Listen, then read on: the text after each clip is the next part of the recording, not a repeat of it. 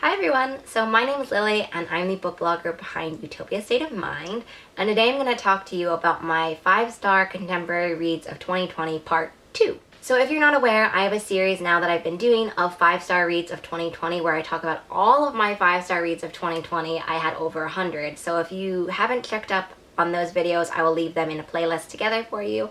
But this is my part 2 of all of my 5-star contemporary reads of 2020. So let's hop into it because there's a reason that I had to split them into 2 videos. I didn't read that many adult contemporary books that I rated 5 stars, but one of the ones that I did read actually was Saving Ruby King. This one I had a lot of hype when I picked it up, and what I really enjoyed about Saving Ruby King was how gripping and how thrilling the actual book was, but also how it really tackles generational trauma and secrets. Check out the trigger warnings. There are a lot of trigger warnings, and with good reason, but it talks a lot about, the idea of generational trauma and how that filters down into the next generation and how it impacts, the relationships you have with your family and sort of the idea of family as a whole. The Voting Booth is just another one of my list of favorite political YA novels that I read in 2020. I had a few that I really loved, and The Voting Booth was about voter suppression, but what I loved as well is that it was so character driven and so much based on not only the romance between the characters, but also their own kind of relationships with family and politics and activism and themselves, and how one kind of single interaction with a person can change all of those different things. And so it became so impactful, not only because it talks about how one individual person can make change kind of in an activism-esque sense, but also in another person's life on a kind of personal level. Felix Ever After was another one of my favorites from 2020 because it talks a lot about how identity changes throughout your life, and especially how queer identity changes. I think that is so underdeveloped and so underrepresented in YA. This idea that, gender, sexual identity, like all of those different things is such a process. I feel like we can read a lot of stories about coming out stories, but I think the idea of coming out, not only of coming out being a process that you have to keep going through, but also the idea that things change and how do we navigate that. And as I said, this is the only book I think I've ever read that kind of tackles that. So if you know of any more, please definitely let me know below. But that's definitely why I really love Felix Ever After. You Should See Me in a Crown was also one of my favorite contemporary reads of 2020. I loved this queer romance so much. It was one of those books which left me smiling all the time, essentially, even though there is such an emotional journey throughout the book. And the narrative voice also was really fantastic. Reading about it, it made sure that I was so invested in the book because of emotions and characters and action and the narrative voice, essentially. So it was another one of those books that really works so well on all of these different levels, and I definitely would recommend this if you're looking for, a heartfelt book that will kind of leave you as smiling as this. I mean, there are real issues and there are real emotional low points in this book, but it is so expertly balanced. Darius the Great Deserves Better was also one of my favorite books of 2020. This was a sequel to Darius the Great Is Not Okay, which I really, really loved. And so I was really kind of apprehensive about Darius the Great Deserves Better because I really wasn't sure after that where this story would take people and take readers, and Darius specifically. But it was such an emotional journey of discovery and how to speak up for yourself, how to figure out your own limitations, and how Darius navigates his depression, and also how he questions his future, right? Because I feel like sometimes there's all this push to get to a certain place in your life, in your identity, in your relationships, and then what happens when you go past that. And so I ended up really loving Darius the Great Deserves Better because it's exactly about kind of what happens afterwards and how messy that can be, even though we'd never really expected how it could be that messy. Lux is one of those books that is fantastic for younger YA readers. It's a new series from Ashley Woodfolk which talks about all of these different girls in a friendship group, and so Lux is the first. It came out at the same time as another one, and as I said, they're just perfect for younger YA readers. Lux specifically is about starting over in a new school and the process of kind of figuring out who you want to become after something has happened, and that retaking a stand about who you want to be kind of feeling. And it's such a fantastic starter point to this series, and I just love them so much because, as I said, I think it's so perfect for younger YA readers, in which I don't read a lot of books actually that are really great for younger YA readers, but Lux has to be on the top of my recommendation list. Furia was a dark horse for me because I'm not a huge sports person. I love Bend It Like Beckham, the movie, or I loved it when I was growing up, but I really wasn't expecting anything from Furia, but basically because, as I said, I'm not a huge soccer fan, and as I don't know anything really about soccer. Like, I basically know barely any of the rules. I don't know, how the league things are organized and teams and whatnot, but Furia was such a fantastic book because it was able to cater to people like me who don't really know anything about soccer, but it was also about gender roles and about balancing your dreams and balancing your personal relationships, like your family and your loved ones and your potential romance people, like all of those different things. And I really appreciated how Furia dealt with that conflict, and how Furia dealt with how she's coming up against all of these gender norms, and how the society is really not caring about women and girls who are going missing and femicide and all of those different things. And so Furia ended up kind of sweeping me away, really, with how much I loved it, and so that's why it made it onto this list. One of my joys is reading and following authors that I read their debut of that I really enjoyed, and so I really loved The Field Guide to the North American Teenager, not only because the main character is super witty and super snarky and very relatably flawed, but because of and how emotional the mother-son relationship is in that book, and how fabulous it was to read a book about Canada. Like, it kind of worked for me on a variety of levels, and so I was very excited for Charming as a Verb, which to me built up to the hype I was building in my mind, because it's a lot about relatably flawed characters, as I've come to associate Philippe with. It was also about trying to figure out who we want to be and who we want to kind of present to the world, like what kind of sacrifices and compromises are worth it to us. And it was also really fabulous because it talks about this immigrant experience, about having dreams from your parents kind of ride on your shoulders, and how that pressure can be, and how it can be growing up with the pressures of school and the pressures of all of these different things. And so I really loved reading about that, and yeah, it was action-packed while also being very character-driven, which I really loved that balance. White Fox is another one of the category of debut authors that I really love their debut, that also want to kind of keep an eye on throughout their careers. White Fox has such fantastic atmosphere. It oozed out of the pages in a very kind of hair-raising way, in a kind of way. And so I really loved reading the atmosphere and the thriller vibes, because when I read The 10th Girl, I was expecting kind of a thriller things, but not expecting all the twists and the extent to how fantastic the atmosphere would be. And so in White Fox, I was so happy because it really capitalized on what I thought that atmosphere would be like. And also, I can't deny that troubled sister relationships and sister relationships as a whole are something I am very invested in, and is something that is definitely a source of my kryptonite. Like, if you tell me sister relationships are a huge theme, I'm in. Grown has to be my favorite Tiffany Jackson book. I have now read, I think, all of Tiffany Jackson's books, and so Grown is hands down my favorite. It is definitely a book where I've needed this book as a teen, and I don't really get that strong feeling that much all the time. I've gotten it a lot with Gloria Chow's books, but also Grown was that book for me that I needed as a teen, because it talks about toxic relationships and how we view ourselves in a toxic relationship, and how we kind of fall into it, and how that develops, and how the strain on our family and our dreams, like all of that stuff was so well done. You definitely should check out the trigger warnings before you read Grown, because it deals with a lot of really difficult things, like drug addiction and, as I said, toxic relationships.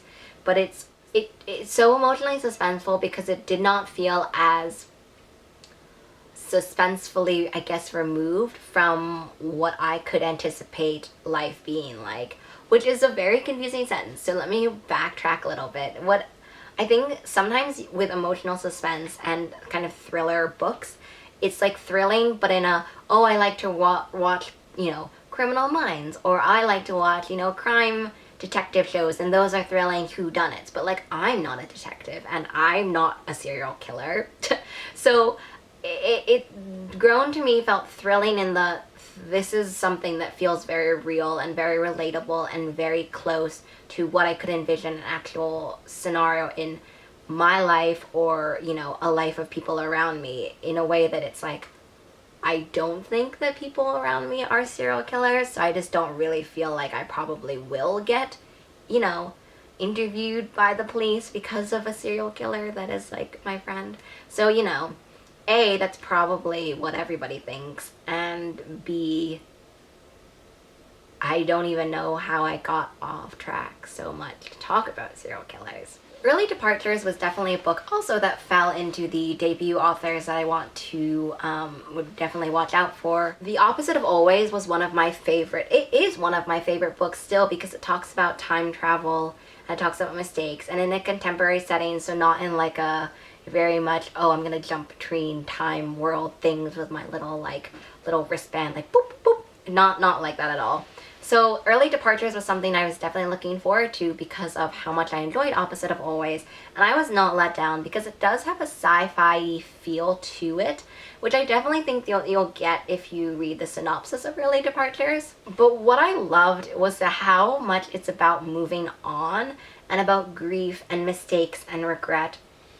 And it's one of those things where, like, what I specifically love, especially when, okay, how do I describe this without spoiling other things I really love? If you loved and watched About Time, and you specifically love kind of the ending feeling of About Time, I think that's a very similar vibe to Early Departures. What I will say about Early Departures is it talks about the themes in such a way that makes you feel like it's so comprehensively discussed, and in a way that feels like not very far removed from ourselves, right? So there's, you know, there's a recognition that with this sci-fi twist, it's definitely not a world that is our current world, but it's something where it so beautifully feels like it is applicable to our daily lives, especially by the end.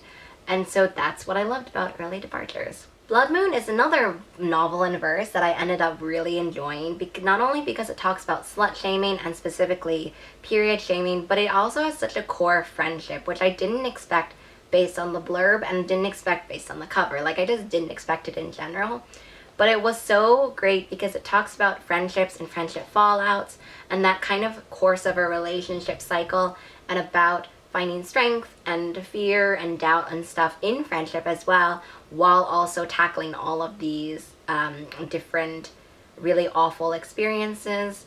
And so the novel in verse really captivated me, and I ended up reading it like in one setting because I was so invested in the characters and in their friendships, and also in the characters trying to come to terms with self-acceptance in a way that felt so revolutionary because of how much harassment and how much bullying the main character was going through. I already mentioned Gloria Chow in this video, but one of the books I really loved in 2020 was definitely Rent a Boyfriend. It was one of those books where the fake dating thing was so well done, and I loved the scheme, but I also really loved how much we were able to get to know both of the characters in the book, and how much it was also about family pressure and cultural pressure, while also being about dreams and ambitions and having the strength to follow our dreams when it's really, really hard. And when the family and maybe society and cultural is not on page with you. And so it was one of those things where the fake dating thing definitely got me hooked into it, and then I ended up staying because of those struggles. Who I Was With Her was definitely a book that made me very nostalgic for when I was doing cross-country running. I was a really bad cross-country runner. I would never train. I hate running.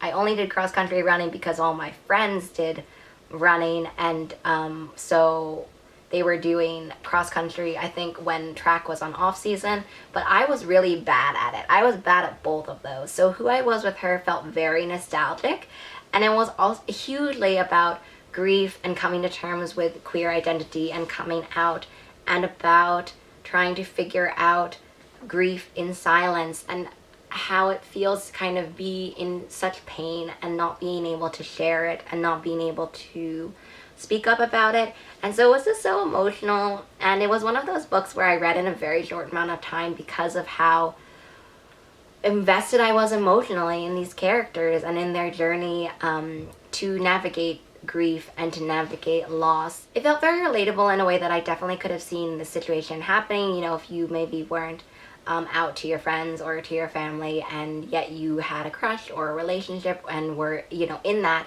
and then something happened, or, you know, even a breakup, right? It doesn't have to be that that person just dies. But it also, I really liked about How I Was With Her. It talks a lot about how death doesn't change a person. And I don't mean death doesn't change like us dealing with loss. I mean death doesn't change the person who died. They are still, you know, a person that we love, and they are still a person who might have made mistakes or may have not done the right thing. You know, I feel like sometimes we have this idea that death absolves everyone of blame and absolves people of what they've done wrong, which is just not the case. And I think that Who I Was With Her navigates that issue really well in a way that I really appreciated. The Surprising Power of a Good Dumpling was one of those books where everyone I knew who read this book loved it, and I like didn't read it at the time, and then I ended up being on a blog tour for the book, and then I read it and I was like, yes, I know why everyone loves this book. It was my favorite read of the month that I read it in, which I think was October. But what I loved was not only how it talks about mental health in a family and how that impacts the family and that on our relationship with that person, but also how we deal with that stigma maybe in the culture that we were born into, and how we deal with that relationship in the family, as I said, was just fantastic. The family in The Surprising Power of a Good Dumpling was amazing to watch, how they evolved and how their relationships changed and how they made sense of their relationships throughout the book. Also, the romance and the characters in it were really fabulous. And so it was another book where it had a huge amount of multi-dimensions and multi-layered kind of feel to it, but really worked on all of them. One of the good ones is a book that recently just came out, and it was one of the books I read at the end of December and really, really loved, because it takes the idea of one of the good ones, like that phrase, and kind of just reflects it in a mirror, you know, in a 5,000 different ways that are all fabulous. So the idea of like what it means to be one of the good ones, right? What it means to have a society that views, you know, for example, people of color and a person as one of the good ones, and how we view that and how society views it. Like thematically, just on that level and the title, it was an instant win for me. But not only that, it had like definitely to me a very Tiffany Jackson thriller mystery kind of vibe, like really hard at the end, but kind of definitely throughout the book. And also is hugely about sisters and about grief and about trying to figure out who we are in relation to our newfound, you know, kind of family without a person. And so one of the good ones was, you know, a book that just worked on all of those levels, and I need more and more people to read it because I want to talk about like the last third essentially all the time. And the last book that I want to talk about today is Amelia Unabridged. This was on my December TBR, and you all saw how much I struggled with trying to figure out what the book was called. But it's a book that's been hyped to me by basically a lot of people that I really admire, and so I ended up reading it, and I predictably really, really loved it. It has not only a bookstore kind of romance aspect, and the setting of the bookstore definitely kind of like got to me deep in the heart. That was super, super great. I think what I ended up really loving about Amelia Unabridged was how it tackles grief and how it tackles the idea of moving past, not moving past grief, but moving in tandem with grief. Because I find it really difficult to talk about, because I don't want to say moving past grief or moving through grief as if grief is a process that ends, and if like the end point of how we think about things should be to get to that end point. It was definitely a book that talks about navigating our relationship with grief and with what people that we love who maybe have died want from us and their expectations of us and of our future.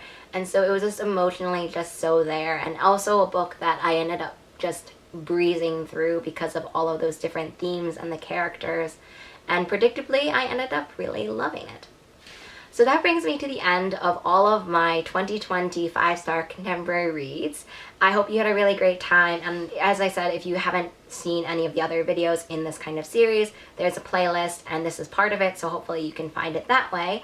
I will leave all the links to the books and my social media links down below. Let me know if you had a favorite contemporary read in 2020, but also just in general. Specifically, I'd love to know about adult contemporary, because as you saw, I only had like one that was in this video, and in 2020 period. So I would just love to read more of that in the future. So let me know down below about that, and if you had a favorite read in general, I guess, of 2020 period. I will see you in the next one. Have a really great day. Bye.